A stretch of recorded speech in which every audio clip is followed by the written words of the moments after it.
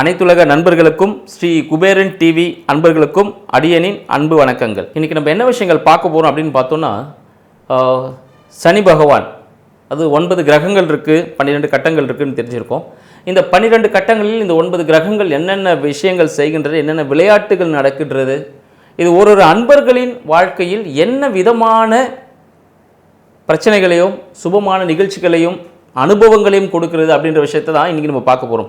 இதில் மிக முக்கியமாக பார்த்தீங்கன்னா, இந்த காலகட்டத்தில் ஜூலை மாதம் 26ஆம் தேதி 2026 ஜூலை 26ஆம் தேதி சனீஸ்வர பகவான் சொன்னாலே எல்லாருக்கும் ஒரு பயம், ஏன்னா இருக்கிறது எல்லாமே எடுத்துடுவார் அப்படின்னு சொல்லி. ஆனால் அவரை போல் கொடுக்கறதுக்கு யாருமே இல்லை அப்படின்றதையும் ரொம்ப சாத்தியமான ஒரு விஷயந்தான்.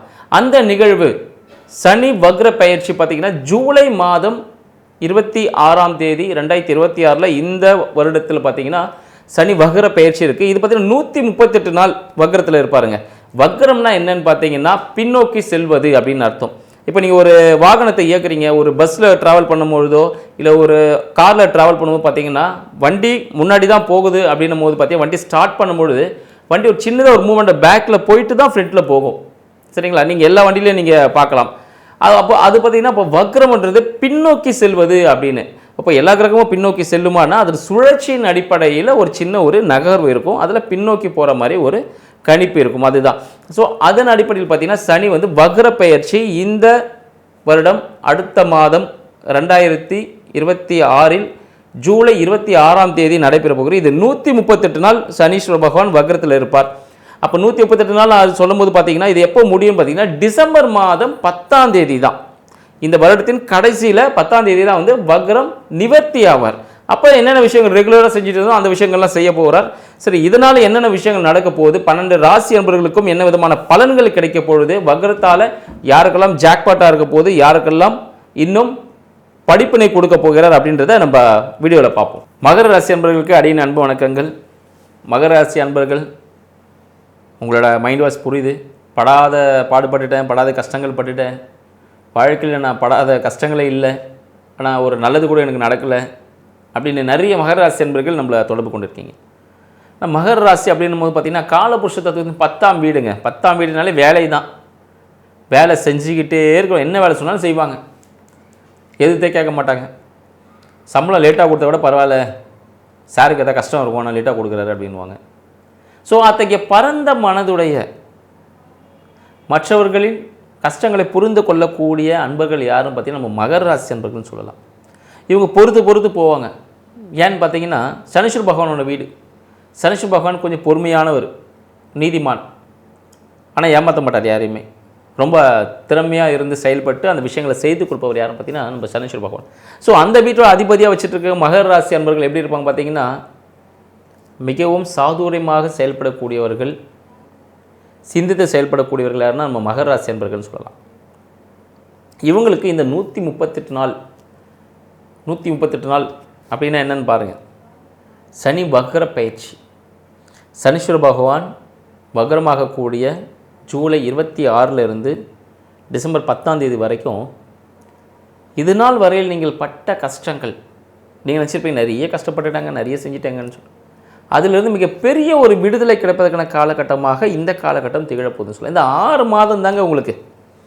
இந்த 6 மாத காலகட்டத்தில் ஏன்னா உங்களை 3ஆம் வீட்டில் இருக்கக்கூடிய சனீஸ்வர பகவான் அப்படியே ரிவர்ஸில் வரார்.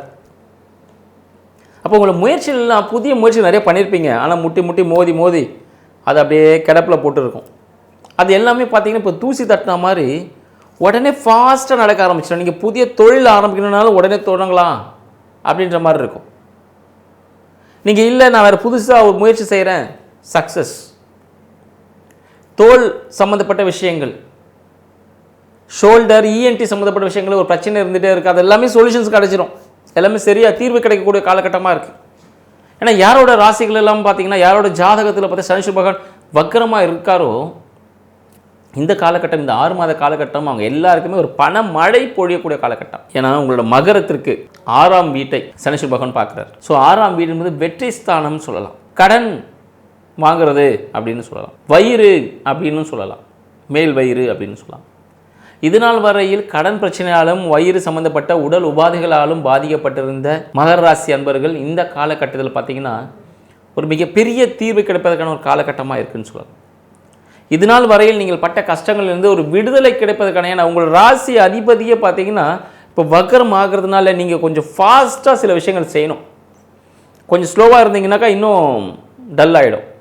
அப்போ இந்த காலகட்டம், இப்போ ஒரு வண்டி நின்றுச்சுன்னா பின்னாடி இருந்து ஒரு 4 பேர் தள்ளுவாங்க பாருங்கள், அதுபோல் ஒரு காலகட்டம். மகராசி அன்பர்களுக்கு இந்த காலகட்டம் சனீஸ்வர பகவான் வக்கரமாக இருக்கிறதுனால நீங்கள் அதிகாலையில் எழுவது மிக சிறந்தது ஒரு பரிகாரம் சொல்கிறேன் உங்களுக்கு. காலையில் 4:30 to 6 மணி எழுந்து விளக்கேற்றுவது மிக சிறந்தது ஒரு பரிகாரமாக உங்களுக்கு இருக்கும். ஏன்னா உங்களுக்கு 7ல் குரு பகவான் வந்து உட்காந்துட்டார், உச்சம் பெற்று இருக்கிறார், ஆட்சியில் உச்சம் பெற்றிருக்கார். உச்சம் பெற்றிருக்கக்கூடிய குரு பகவான் உங்களுக்கு 3க்கும் 12க்கும் அதிபதி 7ல் இருக்கார். அப்பொழுது நீங்கள் செய்யக்கூடிய இந்த பிரம்ம முகூர்த்த பரிகாரம் யாருக்குன்னா மகராசி என்பவர்களுக்கு தான் மிகப்பெரியதொரு ஜாக்பாட்டை கொடுக்கும். 4 to 6 இந்த மணிக்குள்ளே நீங்கள் எழுந்து குளிச்சுட்டு விளக்கேற்றி வழிபட்டீங்கன்னா உங்களோட வாழ்க்கை துணையின் மூலமாக, நண்பர்கள் மூலமாக புதிய வரவுகள், புதிய செயல்பாடுகள் மூலமாக ஒரு பெரிய உச்சத்தை அடைவீங்க. கல்யாணம் ஆகாத மகராசி அன்பர்களுக்கு இந்த காலகட்டம் திருமணம் ஆவதற்கான வாய்ப்புகள் அதிகம். வாழ்க்கை துணையின் மூலமாக புதிய விஷயங்கள் ஏற்படும். வாழ்க்கை துணையின் உடல் உபாதையில் இருந்த பிரச்சனைகளை தீர்வு கிடைச்சிடும். மேலும் பார்த்தீங்கன்னா உங்களோட குழந்தை பேர் சம்பந்தப்பட்ட விஷயங்கள், மகர ராசிக்கு 5ஆம் வீட்டையும் பார்க்குறார். அப்போ மகர ராசிக்கு 5ஆம் வீட்டை பார்க்கறதுனால இது நாள் வரையில் குழந்தை பேர் தவிர்க்கப்பட்டிருந்தாலும் இந்த காலகட்டத்தில் குழந்தை பேர் ஏற்படும். அது ஆண் குழந்தையாக பிறக்கும். வம்ச விருத்தி ஏற்படுவதற்கான வாய்ப்பாக மகர ராசி நம்மளுக்கு இந்த காலகட்டம் இருக்குது. மேலும் 9ஆம் வீட்டையும் பார்க்குறார் மகர ராசிக்கு. 9ஆம் வீட்டை பார்க்கறதுனால என்ன விஷயங்கள் நடக்கும் பார்த்தீங்கன்னா, தந்தையாரின் மூலமாக இருந்து வந்த பிரச்சனைகள், தந்தையாரின் சொத்தில் இருந்து வந்த பிரச்சனைகளை தீர்வு கிடைக்கும். தந்தை மூலமாக ஒரு விதமான அனுகூலங்கள் கிடைக்கும். ஆன்மீகம் சார்ந்த விஷயங்களில் புதிய கோவிலிலிருந்து பிரசாதங்கள் தங்களை தேடி வரும். புதிய ஆன்மீக குருமார்களை சந்திப்பதற்கான வாய்ப்புகள் அதிகமாக இருக்கும். மேலும் பார்த்தீங்கன்னா 12ஆம் வீட்டையும் பார்க்குற புதிய முயற்சிகள் மூலமாக விரயங்கள் ஏற்படும். அதாவது நீங்கள் அதிகாலையில் எழுந்துக்காமல் 4 to 6 எழுந்து குளிச்சுட்டு பூஜை பண்ணாமல் இருந்தீங்கன்னா மகராசி அன்பர்கள் அடி மேலே ஒரு அடி விழும். புதிய முயற்சிகள் மூலமாக விரயங்கள் ஏற்படும் அப்படின்னு சொல்லுவோம். இதுவே நீங்கள் வெளியூர் வெளிநாடு பயணம் போகிறதா இருந்தால் புதிய முயற்சிகள் சக்ஸஸ், புதிய முயற்சிகள் என்னாகும் சக்ஸஸ் கொடுக்கும். வெளியூர் வெளிநாடு பயணங்கள் செல்வதன் மூலமாக ஒரு பெரிய பணத்தை நீங்கள் பெறுவதற்கான வாய்ப்புகள் அதிகமாக இருக்கும்னு சொல்லலாம். மேலும் உங்களுக்கு 7ல் இருக்கக்கூடிய குரு பகவான் பார்த்தீங்கன்னா உங்களுக்கு சாதகமான சூழ்நிலை ஏற்படுத்தி கொடுப்பார் இந்த பிரம்ம முகூர்த்தம் விளக்கேற்றுவதன் மூலமாக. எனவே மகராசி அன்பர்களுக்கு இந்த காலகட்டத்தில் திருமணத்திற்காக காத்து கொண்டிருக்கக்கூடியவர்களுக்கு இந்த காலகட்டம் திருமணம் நடப்பதற்கான ஒரு காலகட்டமாக இருக்கும். சரிங்களா?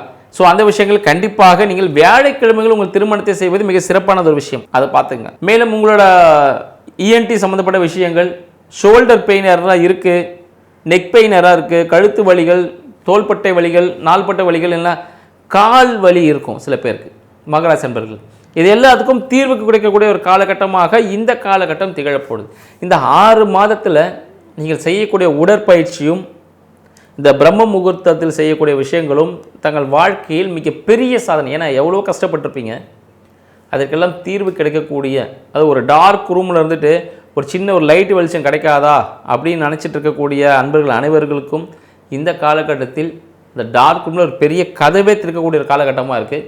அதற்கு மறக்காமல் நீங்கள் இந்த விஷயத்தை செஞ்சீங்கன்னா வாழ்க்கையில் வெற்றி பெறுவதற்கான வாய்ப்புகள் அதிகம். தவற விடாமல் மகராசி அன்பர்கள் இதை செய்தே ஆகணும். நன்றி, வணக்கம். ஸ்ரீ குபேரன் டிவியை பார்த்தமைக்கு நன்றிகள். மேலும் இது போன்ற தகவல்களை தெரிந்து கொள்ள ஸ்ரீ குபேரன் டிவியை சப்ஸ்கிரைப் செய்யுங்கள். மறக்காமல் பெல் ஐக்கானை கிளிக் செய்யுங்கள்.